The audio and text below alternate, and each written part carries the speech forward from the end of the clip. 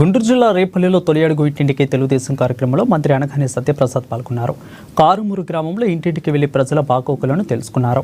ఇక ఏడాది కాలంలో ప్రభుత్వం అమలు చేసిన సంక్షేమ ఫలితాలను పథకాలను వివరిస్తూ రాబోయే కాలంలో చేయబోయే మంచి పనులను మంత్రి తెలిపారు.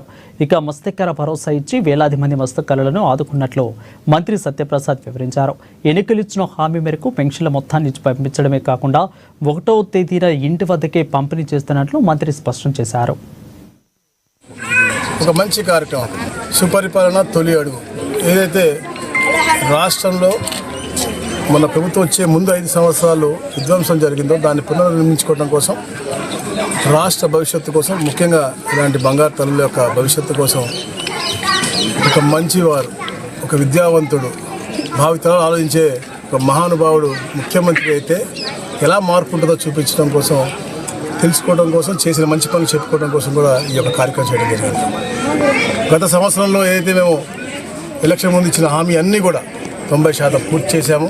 అవన్నీ కూడా తెలియజేయడం, పెన్షన్ ఏదైతే 4,000 చేస్తా ఉన్నామో అది రెట్రాస్పెక్టివ్గా ఏప్రిల్లో మాట ఇచ్చా, అప్పటి నుంచి కూడా ఇవ్వడం జరిగింది. చరిత్రలో ఎవరు కూడా రెట్రాస్పెక్టివ్ ఇవ్వలేదు.